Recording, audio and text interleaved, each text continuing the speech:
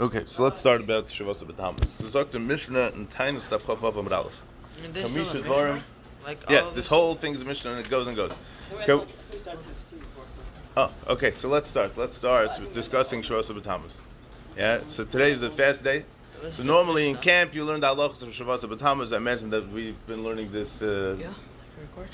No, I'm recording. I'll send it to you. I'll send it to everybody. I don't get links. You don't get links.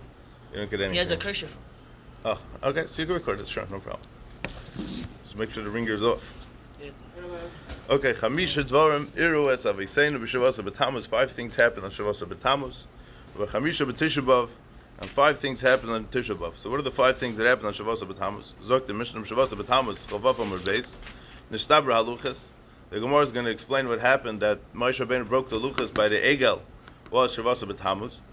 Ubatal Atamid, every day in the Beis Hamikdash they would bring a Tamid Shal Shachar and a Tamid Shal Beinu Arbayim, and there was a gzera from the Malchus Roimi that they're not allowed to bring the carbon Tamid anymore. V'huvka ha'ir, and they broke the city open. Wait, There was a siege around the city from Asar B'Teves.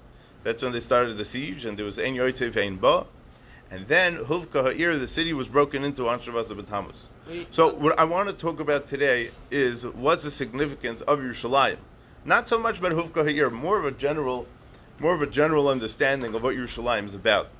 Now, in order to properly understand what the loss is of Yerushalayim, we have to appreciate what Yerushalayim is before we have to know what it is. But you can't experience the loss of something if you never had it, right? You're only sad when you lose something that you had and you appreciate it. And yeah, so Huvka ha'ir, the city of Yerushalayim was broken into. V'saraf Apustamus as Satira. Apustamus was the general. He was big Rasha. He went into the Beis Hamikdash and he burnt the Sefer Torah in the Beis Hamikdash. Rabbi Bizel happened Second, in like one day? It was over different years. Oh. Different years of Shavasa Betmuz. V'hemid tzelem behechel, and he also placed a avodah zarah in the Beis Hamikdash. So none of these things sound too positive. None of these things sound too good.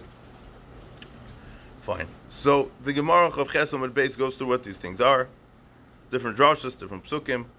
Batal hatamid. There's a Gemara. I mean that's how it was passed down from generation to generation. The story of when it was. Huvka ha'ir b'yod zayin hava. There's psukim about it. Sarfa pustamus esatira. Hemet tzelem behechel. Fine. I want to talk about something very interesting. It's found in the Gemara. It's really Gemara Megillah. If you want, you could turn to Megillah Daf Yud Zayin Amud Beis. The Gemara over there is discussing the different brachas of Shemoneh Esrei. I just want to point something out. We mention Yerushalayim all the time. Why? What are we talking about? Why do we mention Yerushalayim? Why are we so focused on it in our tefillas? Why is it so important? Who cares? What's it all about? What's the story? So the Gemara tells us in Megillah that there's different brachas. The Gemara is trying to understand the seder of the brachas of Shemoneh Esrei. So first we have the bracha of Lamal Shinim. That's the last bracha, right? If you count the brachas of Shemoneh Esrei, it's not 18, it's 19. The 19th one was added on later, was Lamal Shinim, or Lam Shemadim. There were different girsais and neschais that were changed by the censors. The Goyim didn't want us to be praying for their downfall, so they didn't allow us to say it necessarily the right way that Chazal originally were masakin to say it. You look in some old Sidurim, you'll see different nusrois. The Rambam had a totally different girsah, the Sfardim and the Ashkenaz. It's very, very fascinating to see all the different girsahs. But that's not the point. The point is like this. The Gemara says in Megillah Daf Yud Zayin Amud Beis. Let's take a look at it inside. And it's important to know because this is something that's important for us many times every single day, befrat when we're davening. So what are we saying? What exactly are we saying? Why are we saying this? The 14th bracha is the bracha for Yerushalayim. So let's see, it's a couple of lines before the bottom. V'kevan shenasa din min harishayim kolu ha'poishim v'koil zedem imayim. We say the bracha of Hashiva Shoftein Kavar Rishayna. We're asking HaKadosh Baruch Hu that we should go back to a matzav where the Shoftim are from Erlecha and honest people. Ultimately, the real only honest judge is HaKadosh Baruch Hu, right? And those people that are paskening from the Torah properly, they're going to pasken correctly. V'ashiva Shoftayach Kavar Rishayna. And you should return our Shoftim like they originally were. But once we appointed the proper shoftim, then we can punish the Rishonim. So kolu haposhim, and we should destroy all those that don't believe in Torah's Moshe, that it's min hashamayim. That's what Rashi says. Though it sounds familiar to our Gemara that we're learning, that somebody who doesn't believe that Torah is min hashamayim. But kolu zaydim imohem, and the zaydim are the people that deliberately rebel against HaKadosh Baruch Hu and the Torah. Shenemar v'shever poshim v'chatoim yachtav, and we will break the poshim and the sinners together. But kevin shekalu haposhim, once we destroy the sinners and those that go against HaKadosh Baruch Hu, Mr. Memes Karen Tzadikim, we uplift the morals and the standards of the Tzadikim.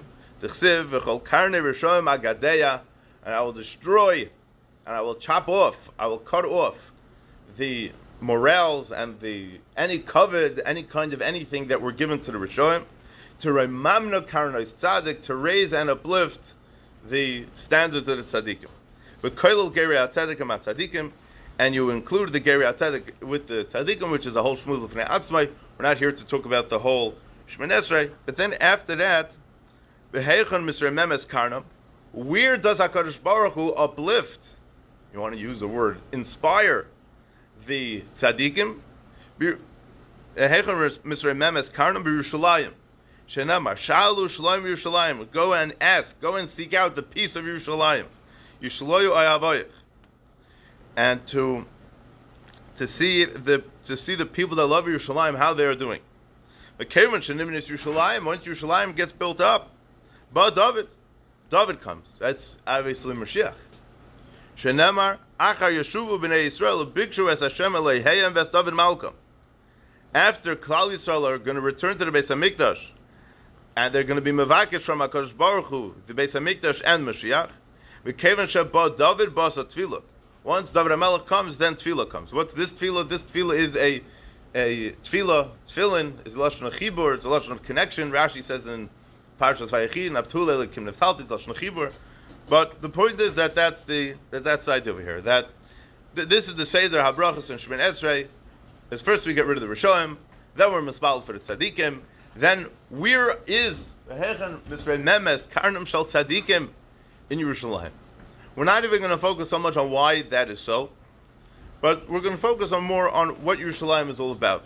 What's the significance of the holy city of Yerushalayim? So,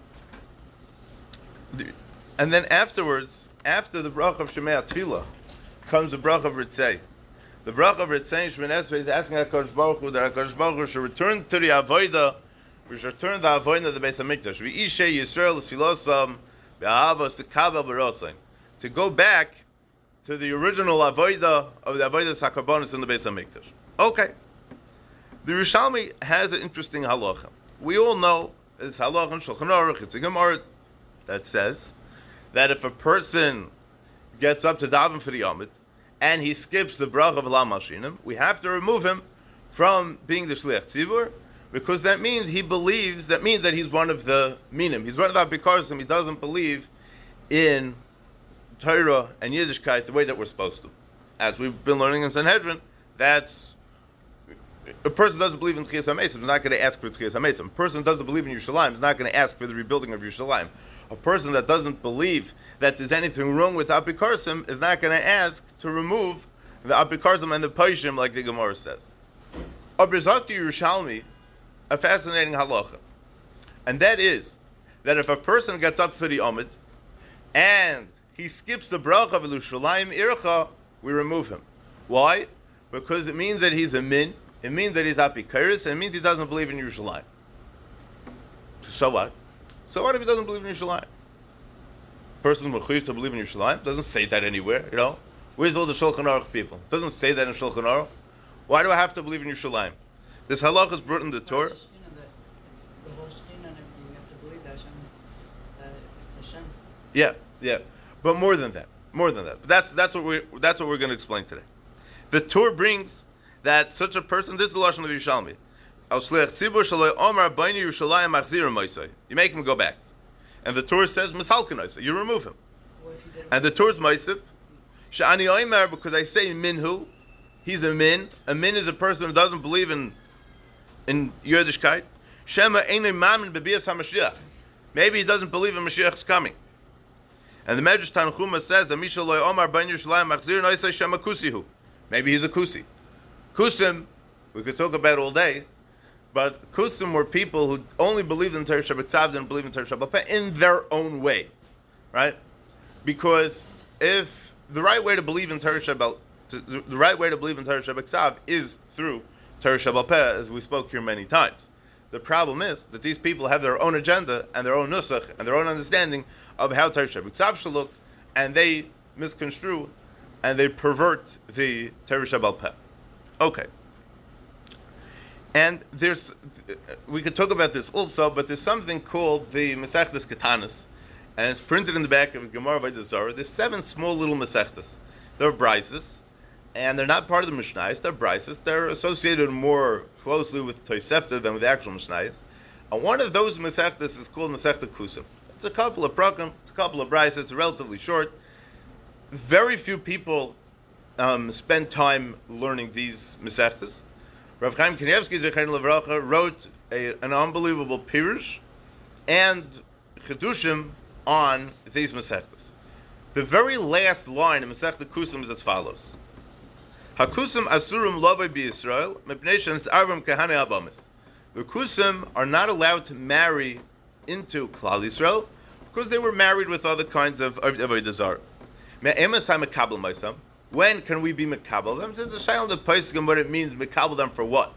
To assume that now these people can marry into Klal Yisrael, or these are people that are considered like Yidden, and maybe we still wouldn't marry with them or not. It's a whole question.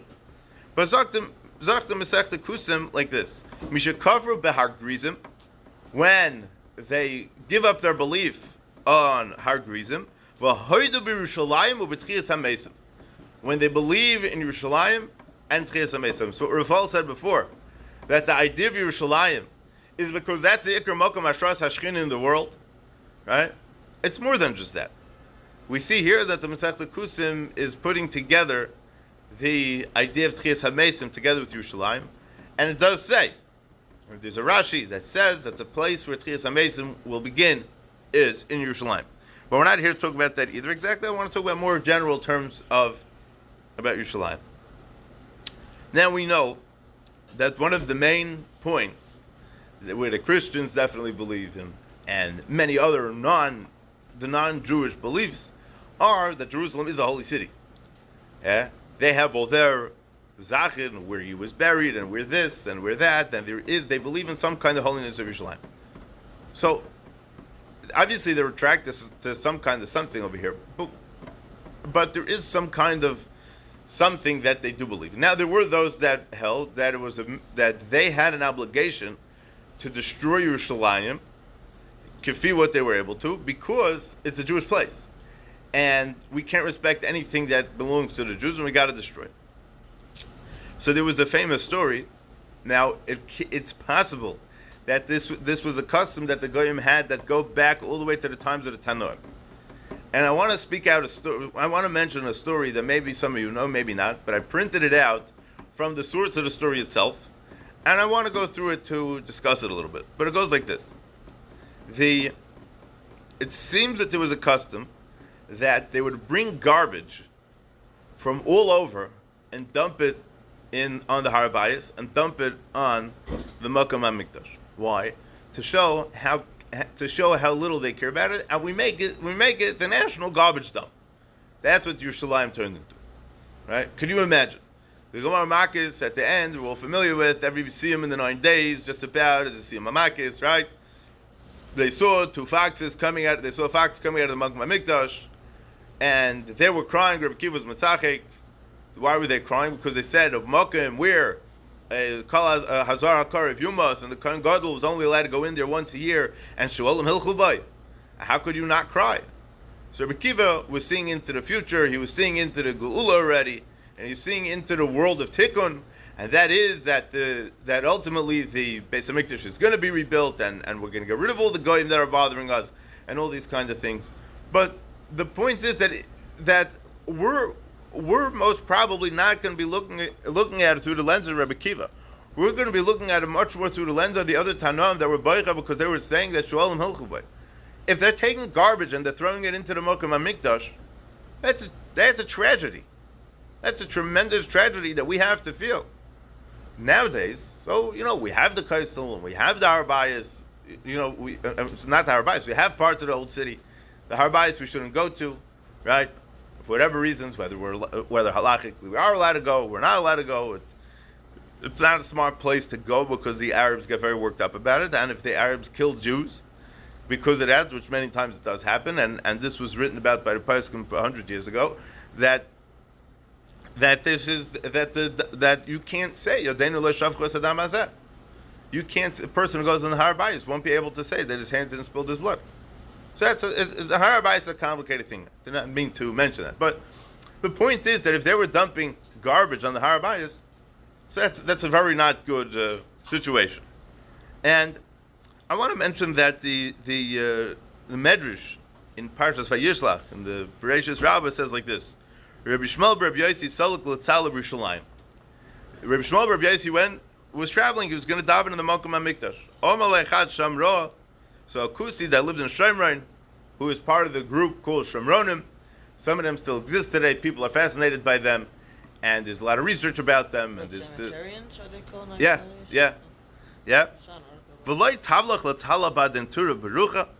So he tells them, why are you going up to Yerushalayim? Why don't you go to the mountain that's blessed? What's the mountain that's blessed? So the Kusi belief is that Har Gerizim, where the brachas and the klalos were that Moshe Rabbeinu told Klal Yisrael that they're going to give the brachas on the klalos when they come into Yisrael, that Yeshua ben Nun carried out. Har Gerizim is the blessed mountain, and we know. So it's Machlekes Tanoim. Let's just give some context and some background of here. So the Machlekes Tanoim are Kusim Gerei Emes or Gerei Rais. Basically, they were being over the Zorah, and Hashem sent a pack of lions to scare them into to drop the Avodah Zarah. So did they become religious because of the lions? So not really religious, or they actually became religious. So there were Tanoim that believed that these people were sincere about, dropping the Avodah Zarah. Later on, in the times of the Amoraim, or the late Tanoim, early Amoraim, they did some research and they were looking into the Kusim. Are they really real Jews or are they not such real Jews? They found that really they were still doing their Avodah Zarah on Har Gerizim, and the Avodah Zarah was in the form of a yoina, was in the shape of a dove. This is going back to Noach's times, because by the Mabul, the water of the Mabul didn't go there to Yisrael, according to some parts of Chazal, and that dove is the symbol of where the Mabul didn't go. So they wanted to worship that as a symbol, to believe that even the Mabul can't touch them, so nothing bad could happen to them. And that's when they got excommunicated from Klal Yisrael, and that's when the Kusim, even those that originally held that they were Gerei Emes, but now at this point, nobody agrees that they're Gerei Emes because of this situation. So the Kusi tells Rabbi Shmuel Bar Yosi, why are you going to Yerushalayim? Why are you going to the Har Bayis to daven? Go to Har Gerizim to daven, because that's a blessed mountain. See, he says, V'loi ba'hu kalkalta. And why are you going to that destroyed place, to that garbage place? Well, why is he referring to it as a garbage place? As a kalkalta. Kalkalta is like an ashba. Kalkalta is a destroyed place. So, Amalei atem daimin lekelav lohot achri nevela. Sh'atem yoidin shaved zar tmuna tachtav. It's interesting. So Rabbi Shmuel Bar Yosi tells him, you guys are like a bunch of dogs that you're running after. You're trying to find the dog's always sniffing to find something. He said, I know that you want me to dive in there because you want me to take part in your Avodah Zarah. No, thank you. I'm going to the Beis HaMikdash. Sei gesund. The Beis HaMikdash wasn't around anymore. This was after Beis HaMikdash was destroyed, and he was going to the Mokum HaMikdash to daven. So I want to just there's a Sefer Eila Maseh by Moshe Chagiz, who lived 400 years ago. So he went up to Yerushalayim and he talks about the story. And there's a story that there was a king from the Ottoman Empire that that was fascinated by Yerushalayim, and there was a Messiah, and there was a certain king. His name was Salim, and he found where the Mokum HaMikdash was. V'kachi ashmur sheshamat mipi hamelumodim shebehem v'abakim b'divrei hayom shel malchus Ottoman shema Turkan, they're from Turkey. Shahaya toichen gadol beineim. Fine. There was a whole riddle that the king said, and anybody could solve this riddle, then they'll find the Malkum HaMikdash. Okay, whatever that's supposed to mean. And the story goes like this: that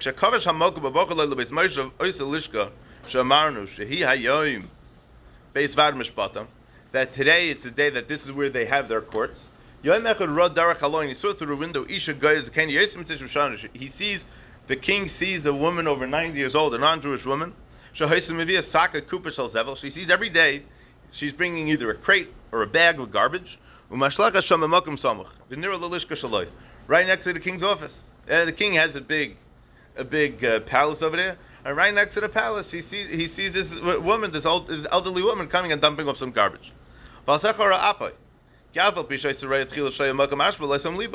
He knew, he saw, but he didn't pay attention that there was like a central garbage dump over there. But he got very angry. Why are you dumping garbage next to my palace? Why are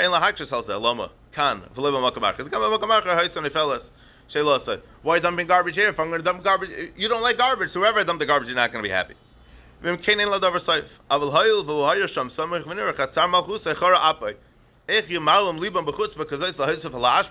It is a garbage dump, but why do you have to litter it even more? So he tells one of his servants to go bring this woman with her bag of garbage. He asked him, what nation are you from? She's from the Romans. Where do you live? I live 2 days travel away from here. She's very tired and wiped out.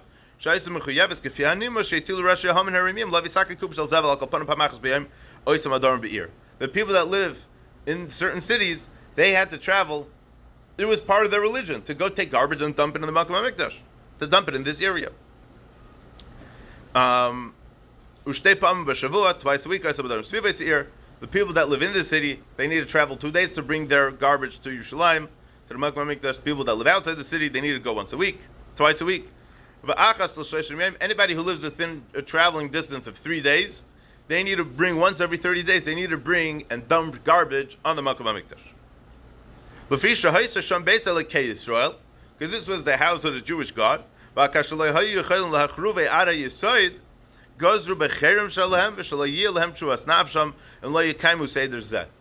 tried to destroy the Beis HaMikdash, and they tried to destroy the Yesodis, the foundations of the Beis HaMikdash, and they were not able to. They tried to burn it. They didn't burn. They tried to knock it down. They couldn't knock it down. So what could they do? This is the Kaisel. Bepashtus. So what could they do? They'll cover it in garbage. You cover it in garbage, no one's going to go there. It's going to be a very unpleasant place to be.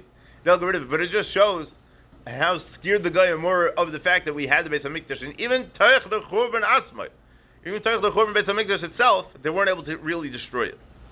So they made this takana, they made this gzeira, that they need to do this thing to be mekayim keseder hazeh, that the Beis HaMikdash should be forgotten about. V'lo yizacher Shem Yisrael oidolav, and that this area and this place should have no resemblance to what it once was, and that at any shaykhis, any connection to the Yidden whatsoever.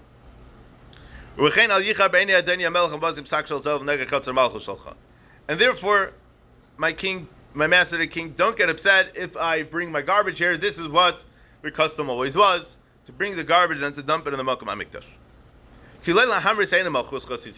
I didn't mean to be mezalzel in your malchus, to make, to throw garbage around your palace. Rak mitzad chiyav ha'emunah shala. This is my belief that this is what we have to do. Hamelach shama benachas is called v'areha. The king listened to everything she said. We have to research this. What's this business? What the Jews? What are you talking about? What's this whole business? The king, all of a sudden, the king got curious about something. He was interested in what's going on. See, he told his detectives, go spend time with this woman, do research on this custom, find out what's really happening. And he appointed guards, that anybody that would dump garbage there, to arrest them and bring them to the king.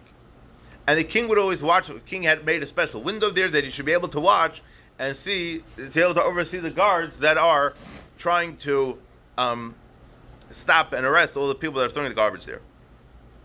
So he brings a bunch of people to the king, and each one of them, he asks them, what's the story?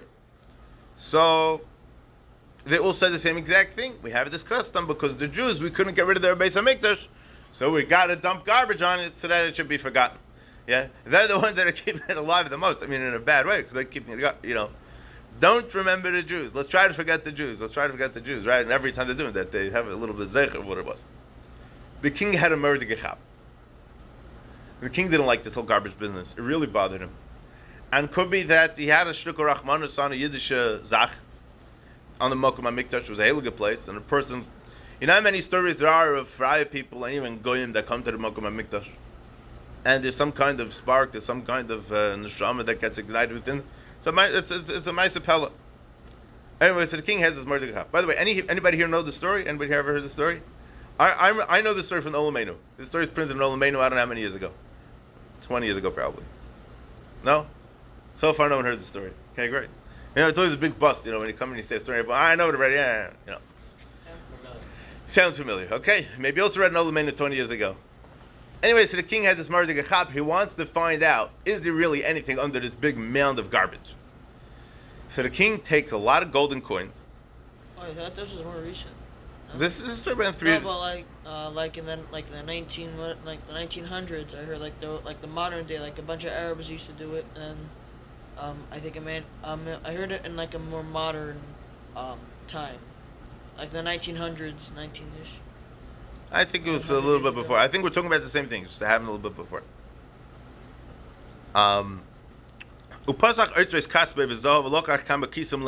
He took a bunch of pouches full of coins, and he took a shovel and a basket, and he hung it on his back. And he made an announcement: anybody who loves the king, and someone wants to make a king happy, this is what he should do. He should watch, and this is what he should do.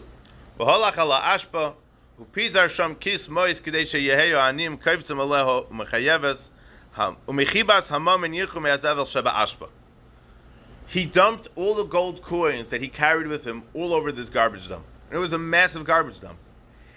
And what happens is that the gold coins start falling in between the different pieces of garbage in there. Right? Go with nose plugs, not advised otherwise, right? And all the poor people are going to start running to get the gold coins. But they're going to have to clean through the garbage to be able to find the gold. And the king was standing over them, and he was pushing them, and he was throwing more and more gold coins in it, but the coins were falling lower and lower. He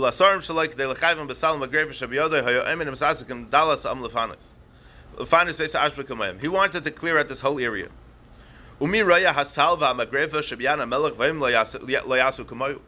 see the king in there digging through the garbage to try to find the gold coins. Who's not going to do that?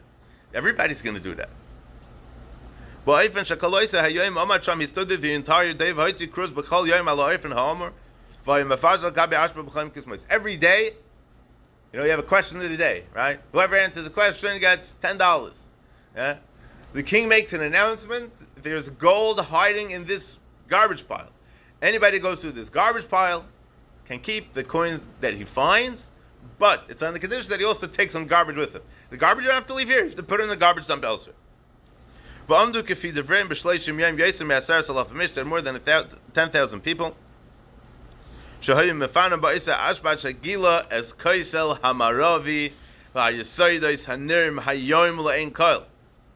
Yeah?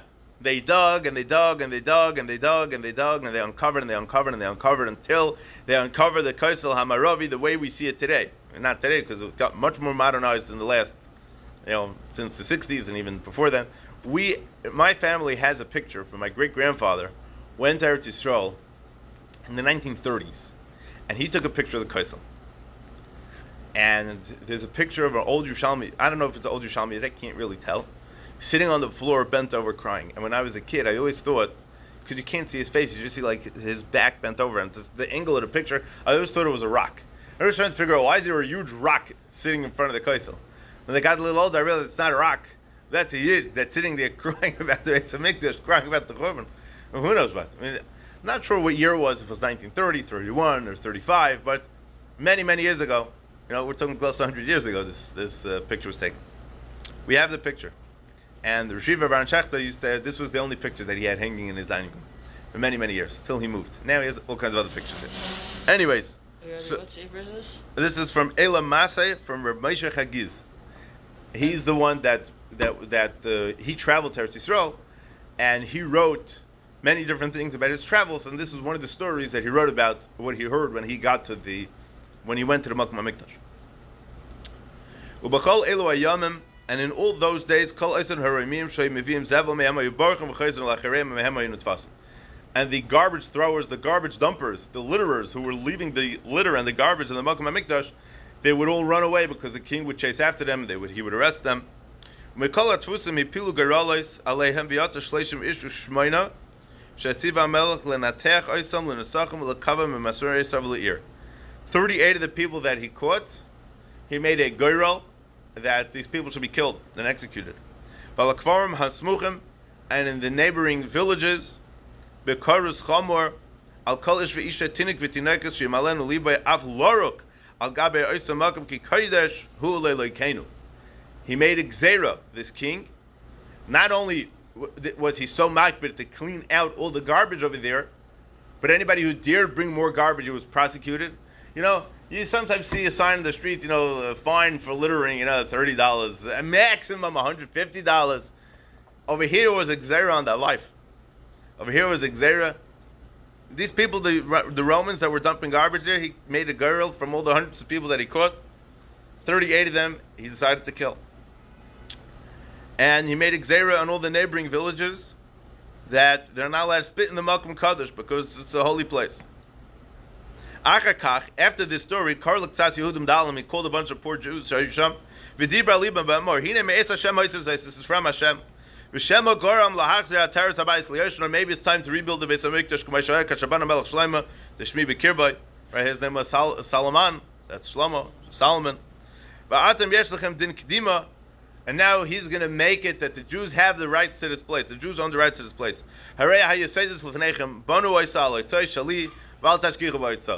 Spend as much money that you need. I'll cover all costs. All the Jews, their hearts broke, and they started crying. And they didn't answer him anything. Why you got to go already? Can we finish the story? So why are you crying? This was the place that you people would come and you were able to be happy. We're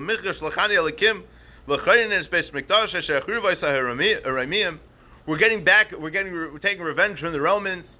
We got rid of the Romans. We chased them away. And now is your time to rebuild the Beis Hamikdash.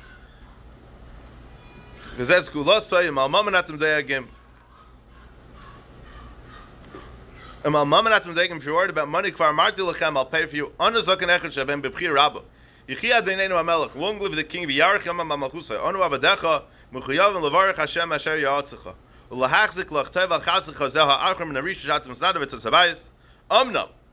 We're very, very thankful for you that you're now allowing us to build the Beis Hamikdash. But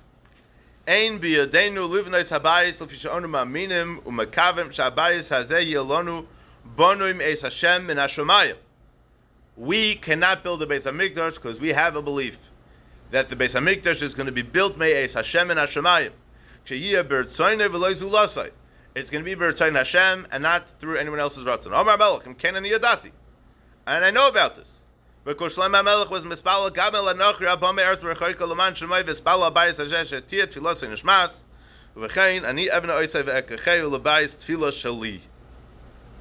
The Jews did not want to build a Beis Hamikdash, and the king said, if that's the case, I'm going to turn into my holy place for prayer. Upratram l'shalom v'naslam cheres dira, and he gave all of them homestead.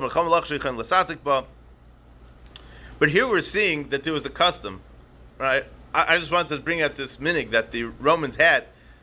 He called it a kalkalta in Medrash, and the Shomronim till today. There's a sefer I found called Alei Tamar in Yerushalmi, which is an unbelievably fascinating sefer. And he goes on this Gemara of removing the Shliach Tzibor who doesn't believe in Yerushalayim, who skips the bracha of Yerushalayim Ircha. He says that he spoke to a neighbor of his who was a Shomroni, and they still call, Ad Hayom Hazeh, they still call the Har HaBayis the Har HaAshpa. the mountain of garbage. Do you believe it? We're talking about this is, I don't know, the Sefer was written, let's say, 30 years ago, 40 years ago, maybe 50 years ago. In recent times, they're still referring to this as a makom of garbage. Okay? Do we have time? We have to stop here. We stop? What? We're not going to stop the learning. We're not going to stop the learning. But what time? 11 o'clock. Okay? Fine. Gavaldik, have an easy rest of the fast and to be continued.